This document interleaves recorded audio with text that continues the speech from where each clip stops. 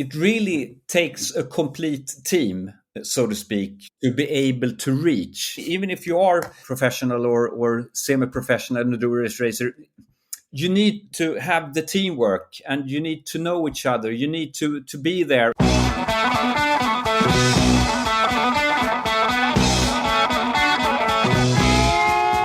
to the Low Tide Boys, a Swimrun podcast. I'm Chip. And I'm Chris, and this is episode 194 of the show. On deck this week is the race recap for the 2023 edition of the One Water Race. To help paint the picture of this epic event, we welcome back to the show for the third time OG swimrunner and race director Thomas Ogander. Thomas and the team really stepped up their game for the 2023 edition of this race, and we can't wait to share this race recap with all of you.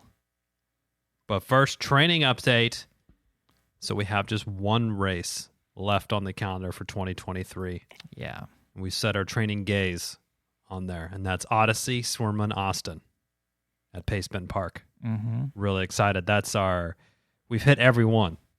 That's every edition of the Pacebend swim run here. And it's in really November. The last edition because it'll be the last one under the Ödyssey Swimrun banner. Yes. So it's last Ödyssey race ever. Ödyssey race. So anyone listening to this hasn't done a race in a few years, think about it. Make it happen. Come on down. Make it happen. It's in early November, I believe the second week in November. TBD on what the training is going to look like for that. But, we have some of our go-to, the sexy moose loop, the footing and the terrain here and is very similar as to the, rocky, cactus littered. We don't have cactuses here, but the footing is the same. Is what I'm trying to get at here. But obviously there will be swimming and they'll be running. Yeah. As it tends to happen in swim run training. It's kind of what you have to do. That's what happens. Now, on to this week's shout-out. Yeah, so this week we're shouting out Andy and the whole team at New England Endurance Events. They had to make a tough call to cancel Swimrun Cape Cod this past weekend due to a looming Hurricane Lee, which I, for one, really appreciated all of their communication during what must have been a huge bummer for everyone involved. I mean, they obviously didn't want to cancel the race. We had multiple conversations with Andy. Yeah. They were super stoked. We were super stoked. I was super stoked to go race it. I was studying on the flight over the course and everything. I was really getting super stoked for it. But alas, it was the right call. And everyone who signed up is going to get deferred. If you wanted to get a refund, reach out to them. But they're essentially deferring everyone to the following year. And they have insurance for anyone who wants a refund. So that's good. Good on them for getting that insurance. Yeah. But they already said that the date for 2024 is going to be September 21st. So mark that on your calendars. It's on ours. And thank you guys for all the effort. Good communication is always key, as we always say. But so it's nice to have it from a first-year swimrun race as well. Yeah. Not the type of communication you want to have to be put out, but good communication nonetheless. Definitely. Now for this week's Feats of Endurance, to be rebranded as this week's FOMO Award. So this week's award is probably better named the FOMO Award. Shout out to everyone that raced what looked to be, dare I say, a bluebird day up in Washington State at Ödyssey Swimrun Orcas Island over the weekend. Dude, we were texting back and forth. Like, the FOMO was real. It was like you, me, and Phil. Yeah. We just kept texting, being like, man, you see those pictures? Man. And I saw everyone lining up, and Ödyssey fired up the Instagram lives, and people were I didn't see an arm sleeve in sight. I just saw sleeveless sweatsuits. I'm like, oh, man, they're having a great time there. And it really got me jonesing for itching for that race there. So congrats, everyone that took that tough day out there. Even the short course, it's a bully. It's a tough one to get through there. So congrats to everyone completing. Really awesome to give kudos out in the Low Tide Boys Strava Club. Go to Strava, search Low Tide Boys, join up over there. But again, congrats and big ups to everyone that towed the line at Rosario Resort over on the San Juan Islands, Orcas Island there. Yeah. Now, on to this week's conversation with Thomas Ogander, race director, One Water Race. Yeah, can't wait to just share this conversation. I mean, it was really great to talk to Thomas. And enthusiasm, energy, and dedication is really infectious. And it's such an impressive feat Yes. for him to bring his dream of this 250-kilometer race, which is just saying that in a sentence sounds ridiculous, to life, and then to do it again. So in this conversation, we got his race director's report, his focus on environmental awareness, and his plans for 2024. So yeah, and it's also worth mentioning, Chipper, that they have a documentary out about this year's race. It just came out on YouTube. It's in the show notes. Make sure you check it out if you like just randomly want to get your mind blown at like 10:32 in the morning.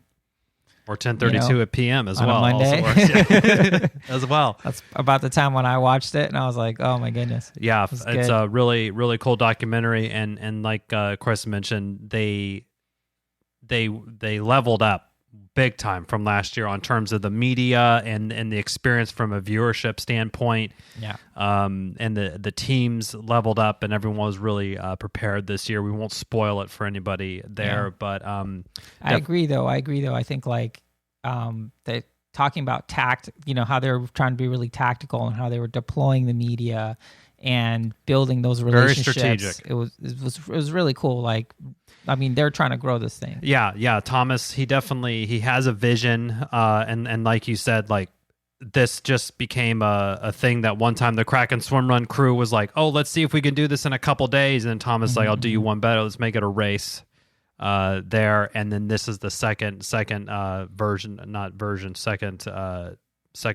go at it, and I mean, really, really awesome product he's put together, and a really awesome race full of drama, which he always seems to be right there when the drama's happening.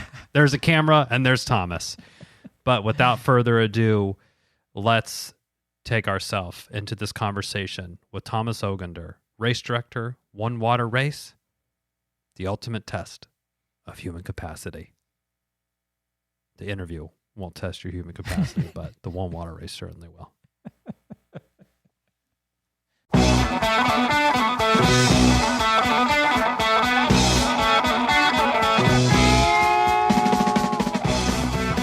Okay, we have a very special episode today.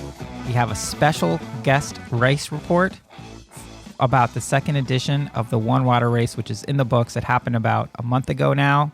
For folks who don't know, this is a 250K race across the entire Stockholm Archipelago. Joining us is the OG swim runner and race director himself, Thomas Ogander. Welcome to the show. Hi, thank you.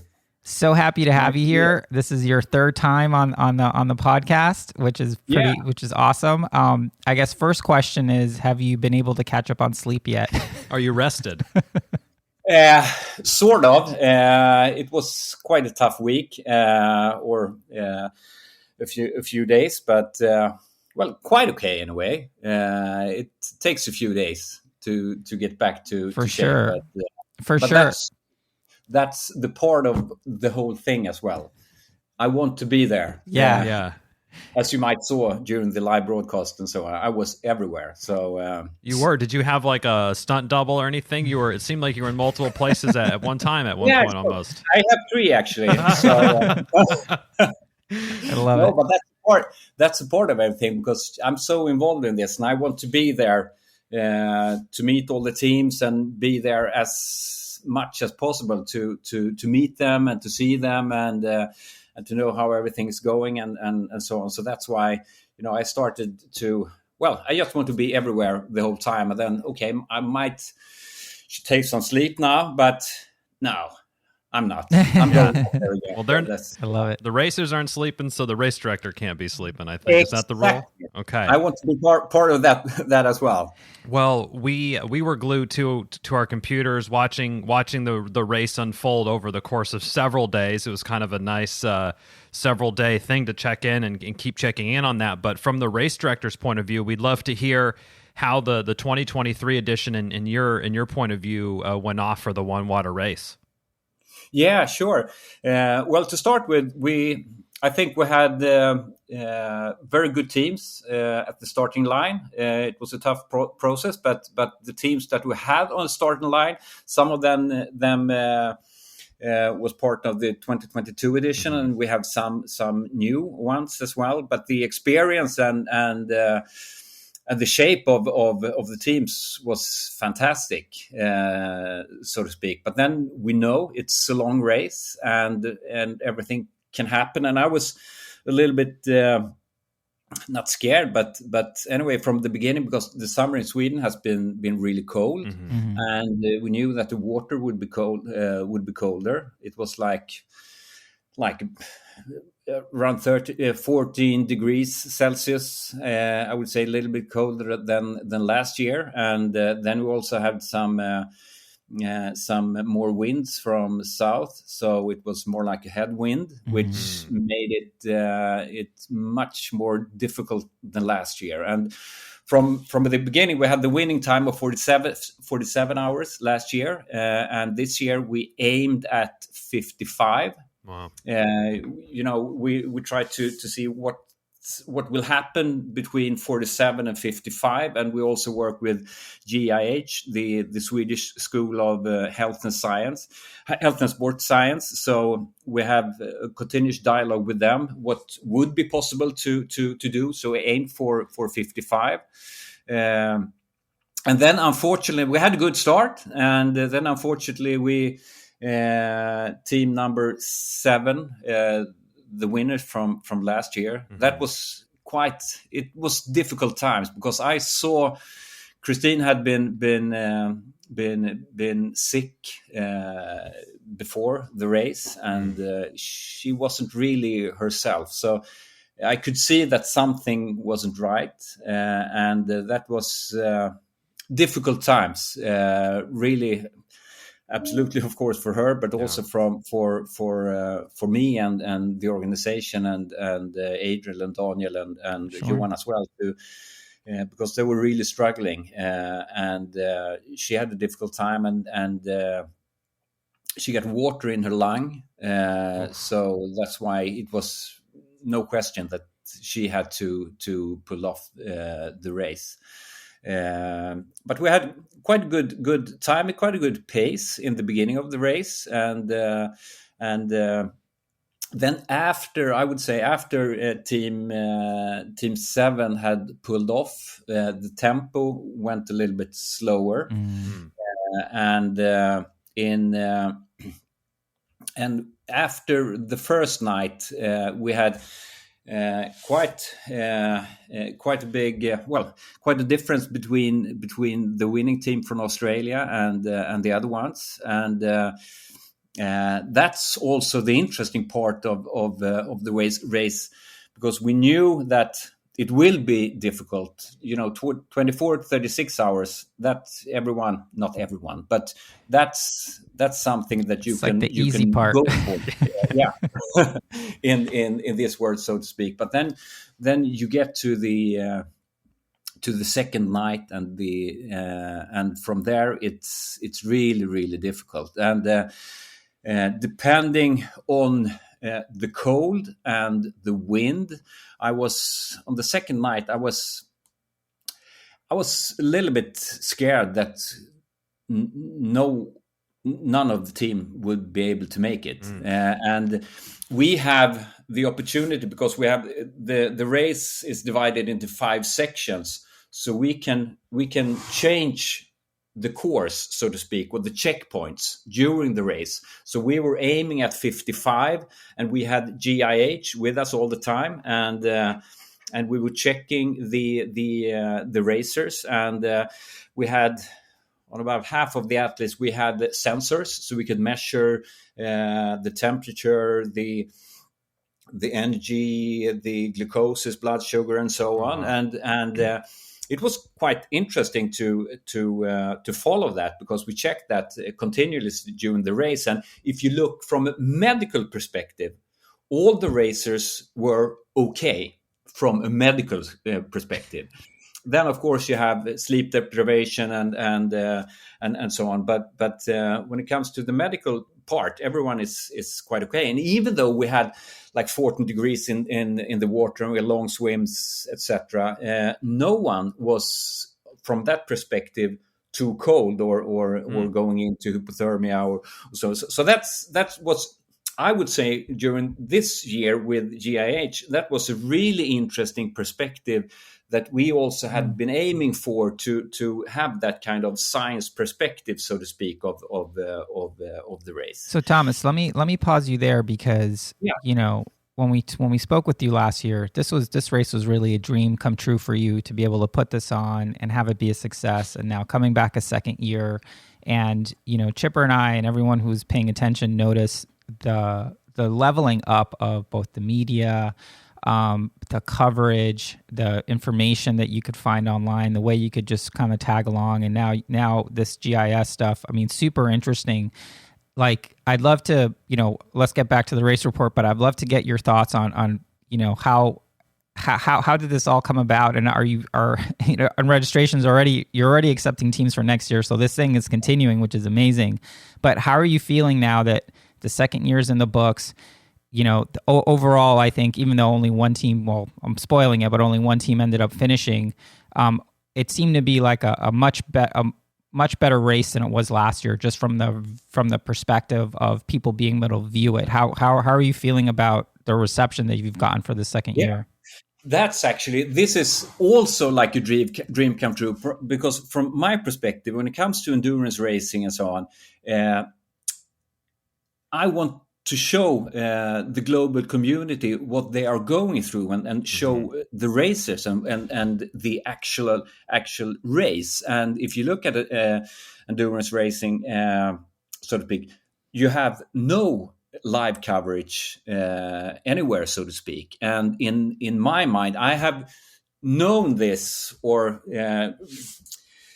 such a long time. If you are able to produce this in the right way, this is so good TV. Because, of course, absolutely, it's slow TV. Because when I try to push this from all kind of perspective, people are talking about, what are you doing, live broadcast for 65 hours? Yeah. Will anyone see this? Yes, they will. Because you have all the ingredients. You have the race, which is, the challenge. You have the landscape, the atmosphere, so to speak, on the archipelago, and you have the teams, you have the racers, you have the profiles. You have all the ingredients, and not at least you have the drama. Yeah. So that was the really big thing. Could we do this in this kind of production? And as you know, I've been working with this before. So we had a partnership with NEP, which is the largest, the biggest live broadcaster in the world. That I used to work with. So they are doing the Olympics and everything. So we have been planning this for a long time. We have been out in the archipelago to check all the production facilities and everything. So this was really my plan or dream, or what you say, to be able to show endurance racing from another perspective. And this has been so interesting, because the reactions from all over the world, I would say, has been really, really good. And people, they couldn't leave the broadcast. And some of the head executives from NEP, he told me that his wife, which is not into sport and endurance racing ever, she couldn't leave the live broadcast. He woke up in the middle of the night and she was lying in bed and watching the broadcast. So this is, the part where I think this is the way that we have to work in order to show the global community what endurance racing is all about, to show the people, the challenges, what they are going through, the drama and everything. And this is good TV. So actually, this has been so well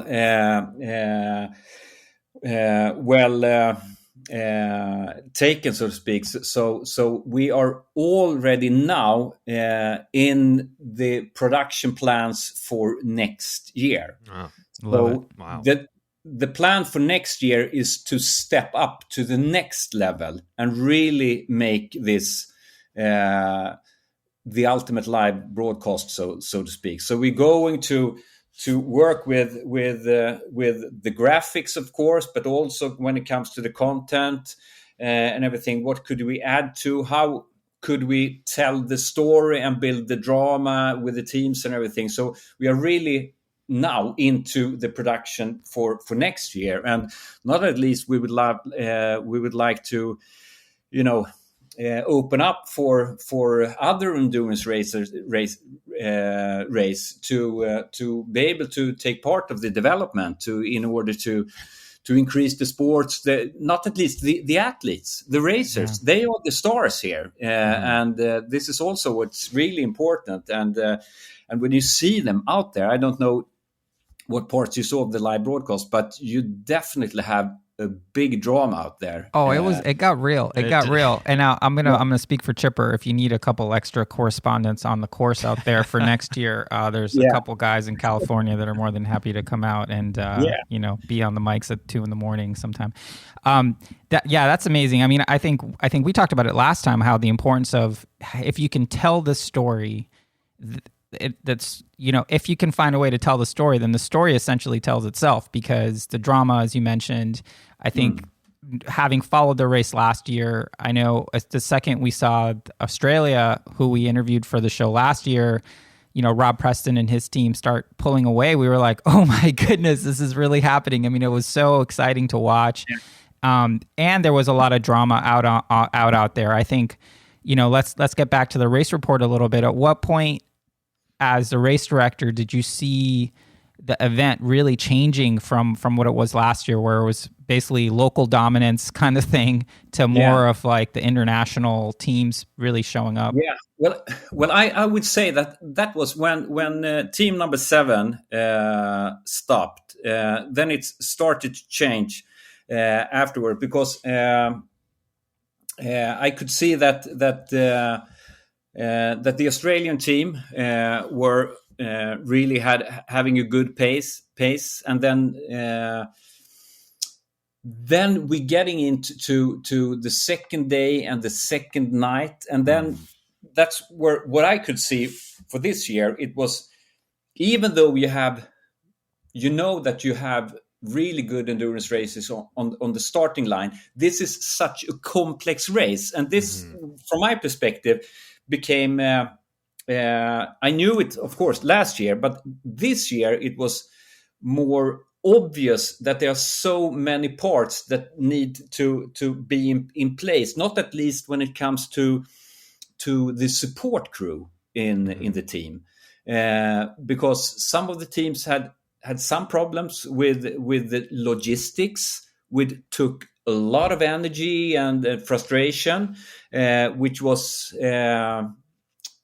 is a really crucial part, because when you have the support crew, that's of course the support crew need to be awake at the whole race as well, but it's also the only person in the team that are not running, not swimming, that are able to push the team forward, and so for me also being more out in the race, during the whole race, so to speak, I had such a good discussions with a lot of the support crews, and not at least Julian, to see him working during the race. And that's, I would say, he or the support crew is such a big part of the success for Australia, because he's really pushing them. He's really, positive. Everything is planned in all the specific details. They have a set plan and they really go for it.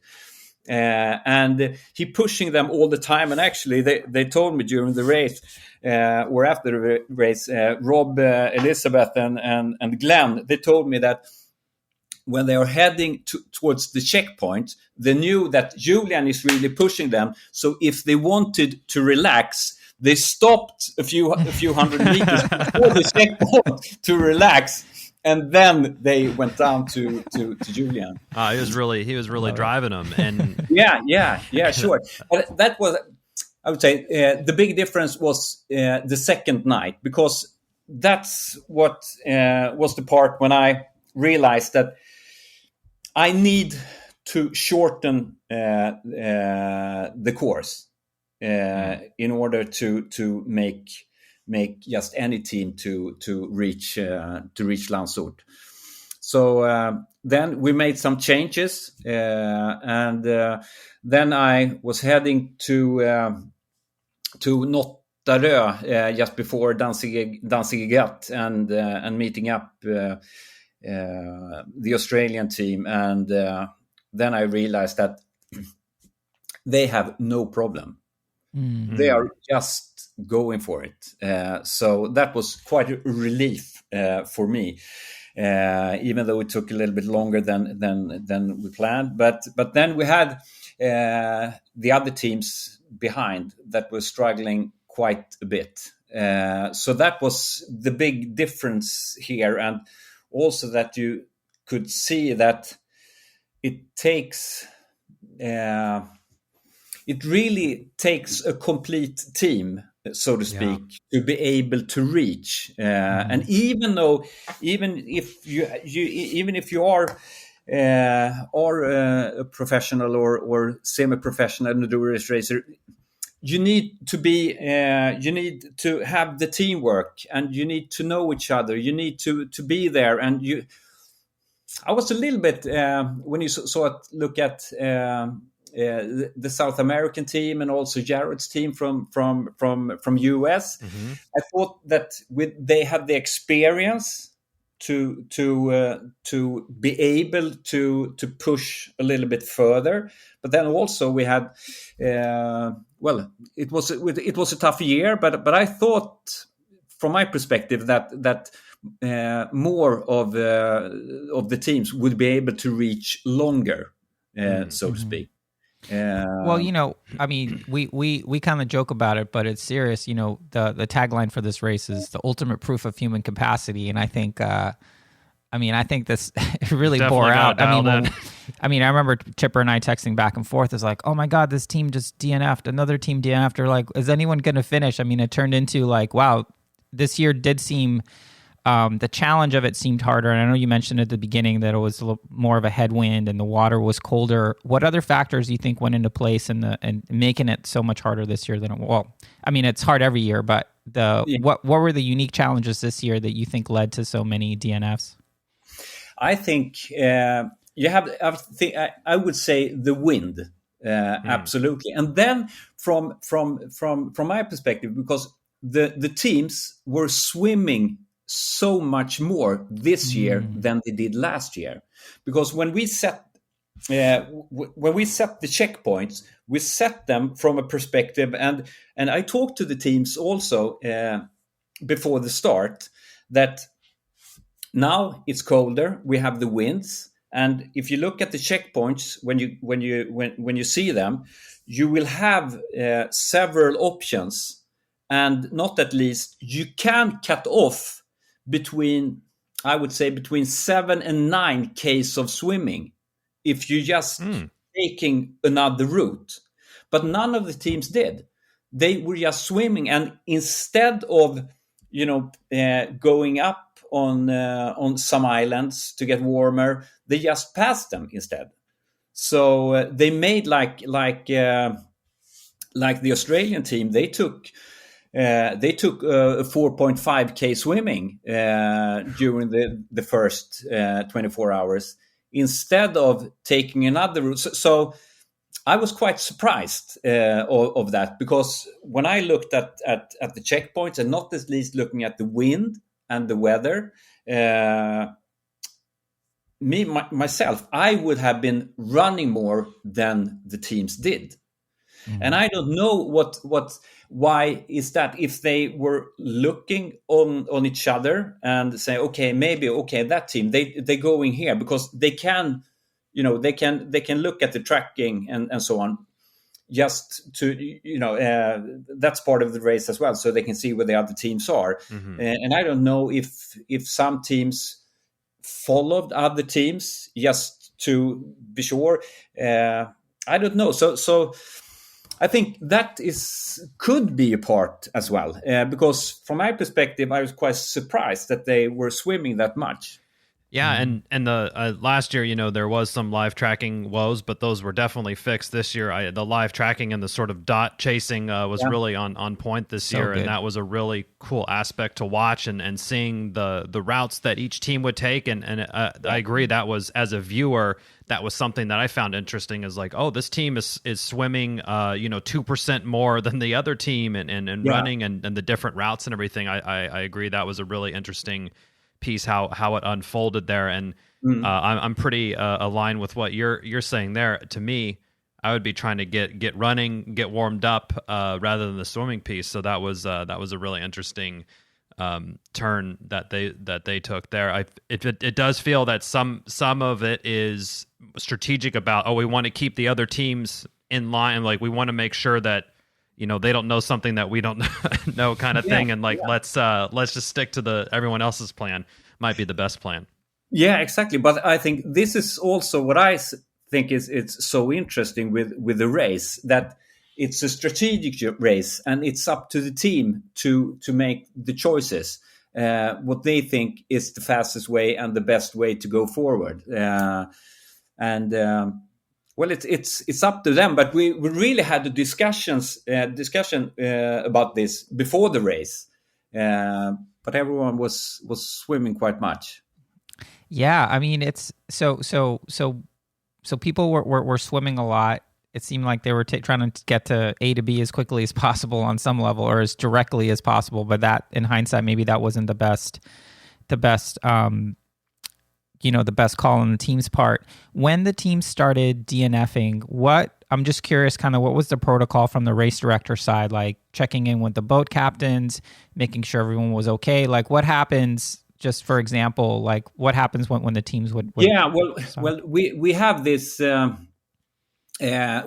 part as well, I would say, is when we had a very good fight between Sweden, Australia, and Australia with team number 2 and 7. And if team number 2 would have been, team number 7 would have been still in the race, I think it would have been much faster. I think then we would have a winning time of I would say 55, 56 hours. So that's another part. But yeah, we have this 8-hour rule that you cannot be more than 8 hours behind the leading team. That's partly a safety or logistic rule, but then also this is for the best in the world. And if you're more than 8 hours behind, you're not there. So that's quite easy. But so some of the teams needed to rest. They were getting cold, having problems with some injuries, so they needed to rest. And then you see, so when they rest, we also check them from with our medical staff, so to speak. But then you realize if a team rests a little bit too long, say during the second night, because that's where everything happens, then they are really slow, starting up again. So of course you can think that, okay, it's good for us to rest a little bit, but I saw almost all the teams during the second night, they who didn't finish, they were too unorganized, so to speak. They didn't keep up the pace, they walked too much, and they also had sleep deprivation, and we had some problems with also the support crew having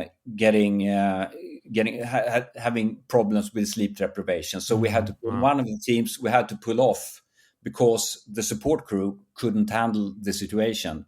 Interesting. Not the team as well. So that was a little bit tricky, so to speak. And then we had the medical situation. We had medical checks in before Danzig got to check if they were able to continue or not.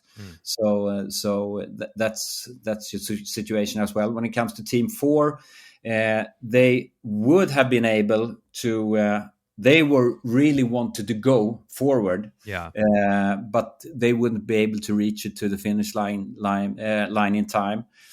So some of it wasn't necessarily their choice. They had the will, and they still had some capacity left, but the timing nicked them. Yeah, the timing was so in the end they had from checkpoint 12 down to Landsort.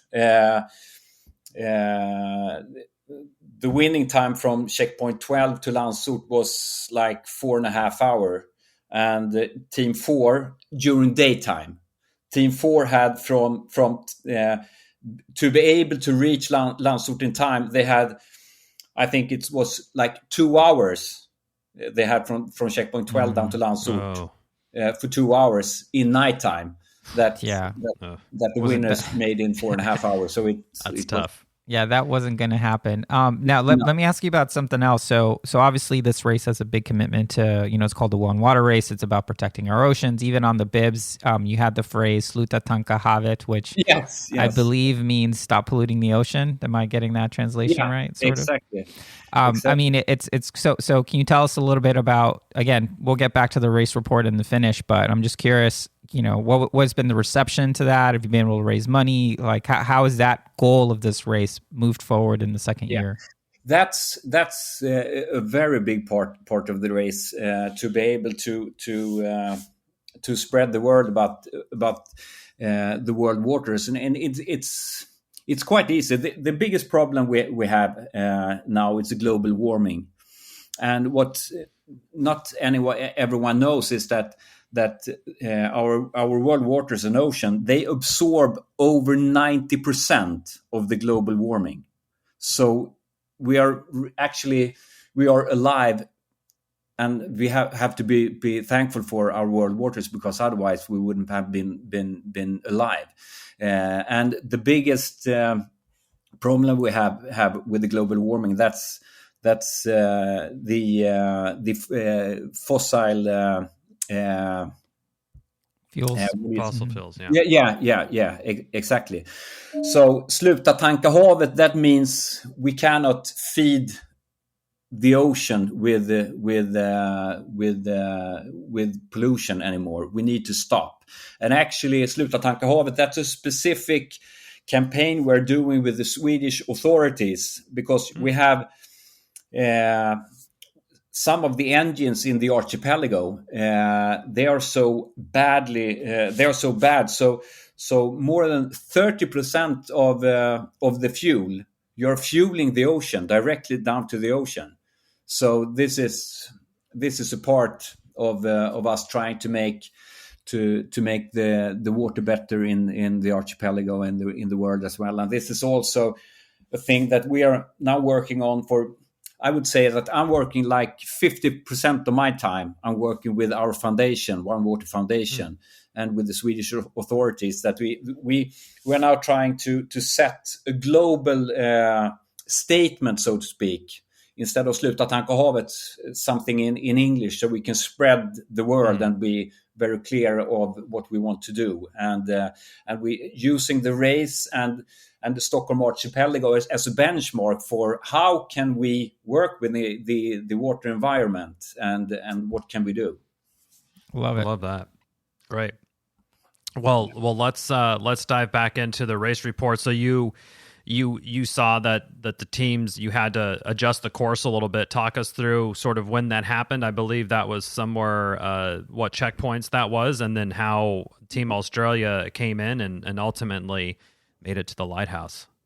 Yeah, exactly, and that was the second night. So when we shortened the course, and I met them, and I realized this will be no problem, and even though they have several hours to go, but they are so incredibly strong during the whole race. They have such a good spirit in the team. They are just going for it. They have everything so planned in detail. They have the schedule, they have the food, they have the nice. Everything, and they just going for it. And of course, they were down a few times, but not expectable. That much. And on a 3-day race, yeah. I would expect such a thing. And I follow them quite close in the end, and everything that what we were talking about, because we have been talking, we asked the teams in advance in the start that if you reach Landsort, what do you want to eat and drink, so they can have something. And Rob, Elizabeth, Glenn, and Julian, they want hamburger and fries and Landsort Lager, the local beer from Landsort. Fair enough. Everything that they talked about in the end was the burger and the Landsort Lager. And then when they reached Landsort, and after the finish, we just went down to Åke, who owns the restaurant, and we had a burger and we drank Landsort Lager. Nice. Love it. I love that. Yeah, when we talked to Rob after last year's race, I got the sense that he definitely feels like, or at that time, the sense that I got was that he felt like, okay, I know what it takes to kind of crack the code. Like, he felt really close last year, and he's like, to me, he really felt like he kind of knew what pieces that were remaining in place to make it happen. So we were really excited for them to see it come to fruition and win the one water race. Yeah. But then I know that they wanted to have the fight with Adriel, Christina, and actually after during the last dinner that we had on Friday after the race, we have a dinner all together, all the teams and everyone in the crew and everything, and then Adriel had because he couldn't join us, but he had produced a film, a message to Rob and the other ones, and then in the end he said that now it's 1-1. Oh no! Oh boy! Boy! The first team to apply for next year was Adriel, Daniel, Christine, and Johan. Interesting. Oh, okay. Well, it's funny because Adriel, before the race, he's like, I just want to do this one more time. That way I never have to do it again. Yeah, so I guess he needs to come back. Yeah. So they will come back, and Rob and Elizabeth, Glenn, and Julian are coming back as well. Awesome. So that's great. Well, it's funny because after the first year, to us, it seems obvious that, like, obviously Daniel, Adriel, and Kristen are just like amazing swim runners, world champions in their own right, multiple-time world champions. So we were like, okay, well, they have an advantage being local, knowing the terrain, being experienced swim runners. Rob and the Australian team, they had the adventure racing experience and obviously super successful in that realm. But for them, one year to the next to improve that much and essentially, obviously take the fight to Team 7 and then ultimately win the race. Can you calibrate how much of an improvement that is year over year on a race this hard? Well, I would say I was quite impressed of them the first year because, of course, Julian knows the terrain, but Rob and Glenn and Rob and Glenn, they hadn't even met before the race.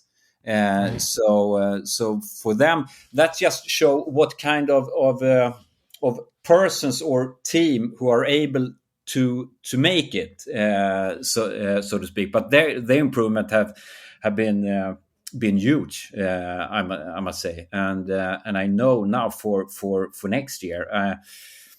It will be very interesting to see. But what's important here, I would say, when it comes to the improvement, that is like being having the experience from multi-day racing. I would say that's everything here. As you know, Ödyssey or swim, that's something else. This is you need to be able, and that you can see that's so clearly. That when you come into the second night, everything happens. That's the thing where you're going mentally breakdown, sleep deprivation, everything. That's where everything changes, and everything can change and will change. And that's what you can see in Rob. They have that experience. They know how to handle sleep deprivation. They know how to push themselves after 36, 40 hours. And that's the major difference, I would say. Yeah, for sure. I mean, when we interviewed a bunch of teams last year, that was definitely one of the things everyone mentions, like how do you handle the sleep dev? How do you, it turns into a different type of an event. I mean, it makes Attila, which, it's a beast of a race in its own right, just look kind of cute in comparison when you think about it. Yeah, but it's not. That's completely making Attila in 7 hours. It's like, right. It's a different challenge for sure. But that's also different kind of races, because when you come into the multiple day racing, that is another dimension. Mm-hmm. And you really need to have that experience to be able to push yourself and know what is happening, and to handling sleep deprivation. Should you sleep 20 minutes or not? Or how are you able to push yourself forward? And you can see that so clearly with those teams who didn't finish, what is happening after those hours, because they are it's difficult to handle the situation, and that's where you see the big difference, I would say. I mean, you were definitely able to highlight that on a lot of the clips. One thing that I really enjoyed was every 3 hours there was a little 5 to 7 minute film kind of mini update that hey, when I would go to bed and wake up in the morning, the first thing I would do was check the last few updates there to see what was happening when everyone was racing when we were sleeping. But sort of the mental demons and tricks that were playing on people's minds after the second day was really, the first day was like, oh, this seems to be going well, and then it's like night 2 is like, boom, everything gets real. Yeah, exactly. But that's exactly what the race is all about. And that's also the drama, so to speak. What will happen? Certainly the drama. So year 2 is in the books. Team Australia is the only team that finished. Wow, that might seem like, maybe the race isn't successful because only one team was able to do it. I think from my side of things, I think that really shows that this race is legendary already, in the sense of like, hey, that's all these teams were super prepared. No one showed up to this thing kind of, over their without head. having done the swimming, and only one team is able to finish this beast of a race. How are you feeling now that the race is over? Did you think that the second year of the race was a success? Yeah, absolutely. And of course, I wanted more teams to be able to finish. But in the end, from my perspective, I'm happy that one team was successful, and it's not a race for everyone, and that's kind of development as well. And then it's also, this is such a complex race. You can't just go for it, and you need to be and you need to be prepared. So it takes some time to establish a race like this as well. And that's really interesting to see on the applications we have already from other countries and everything, and very interesting dialogue. So that's also what we're trying to push. What is possible? What will be the conditions next year? What will be the checkpoints? How can we change and so on? And that's, so I think from that perspective, it has been really good, and not at least from the media perspective. I don't know. Absolutely. But we have now a partnership with ASO. It's a French organization. They own and produce Tour de France. And we also set some new productions with Row 2 before one water race, and now we have just launched 1 hour documentary as well this Thursday, and this is distributed now to 190 countries. Wow. So that's the big momentum, I would say, this year, that we are starting to spread the media part, so to speak. Yeah, and obviously your YouTube channel, you can find all that over there. The documentary, as you said, just dropped a few days ago, so now's a good time to check that out and relive multiple days of drama and racing excitement in just 45 minutes. Yeah, and applications are open. So if you're so but it's quite interesting because now we have we have a very good partnership also with CNBC. Yeah, and they have and they will broadcast the race summary and Road 2, and they have like 200 million viewers. Yeah, so that's interesting, to starting to spread not only the race but endurance racing as well. Nice. And like we mentioned before, applications are open for the 2024 edition. Obviously, we know you have a big announcement coming up with when those teams launch, but from what you have seen from the race director's point of view, are you seeing any surprise teams? Is it just the usual suspects coming back for more suffering, or is there some new folks entering? Well, there are some new coming, and we have a very interesting dialogue and with Adventure Racing World Series as well. We will go down there and join them during the Adventure Racing World Championship in South Africa in the end of October. That's where we see our future participants in the race. So we will meet them and discuss the future with them, so to speak. So, but we will have absolutely some surprises for next year, which I'm really looking forward to see some new faces on the starting line, and we have some old ones as well, like to coming back. We see what's the level are in the end, and who will be part. Well, Thomas, I mean, when we spoke about this, again, this is the third time on the show. The first time we were just teasing out this idea. It seemed like a dream. After the first year, the dream was realized. After the second year, the dream just keeps building. I am so happy for you. I'm sure I speak for Chipper. I mean, this is this is an easy race to produce. The fact that now we're going to be going on to a third year, applications are open. I mean, huge congratulations for turning this into a real thing. I mean, it's absolutely amazing. Oh, thank you very much. And you know that you are always welcome. You have a spot on the boat. You have very good feet. Yeah, I'll take a spot on the boat. Check cot as well. Good cinnamon buns. Everything is all set for you. If there's fika there, that's increases our likelihood of showing up for sure. But yeah, I mean, make sure to head on over to One Water Race. There's a tremendous amount of media from all the past races to check out. And again, be sure to check out the documentary that just dropped. It might even be on your local TV station, it sounds like here, but definitely it's on the One Water Race YouTube and onewaterrace.com. Yeah, Thomas, thank you so much for joining us. Congrats again on an amazing race. Oh, thank you very much. All right, see ya. That's it for this week's episode. Thanks so much for listening to the show. Make sure to subscribe wherever you listen to podcasts and leave a rating or review, since that's the best way to help other people discover the show and the sport of swim run. Check out our website, lowtideboys.com. That's boys with a Z, for swimrun resources, including gear guides, tips, how-to videos, and so much more. Make sure to check out our meme page at The Low Tide Boys on Instagram. If you have any questions or suggestions for the show, send us a DM or email us at lowtideboys@gmail.com.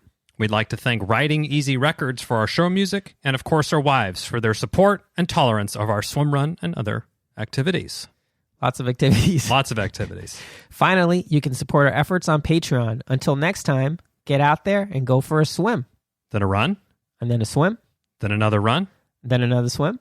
Then run some more. Just keep going. Let's go. And then stop at some point because, And fuel. Don't forget to fuel. Gotta fuel too. Of course, yes.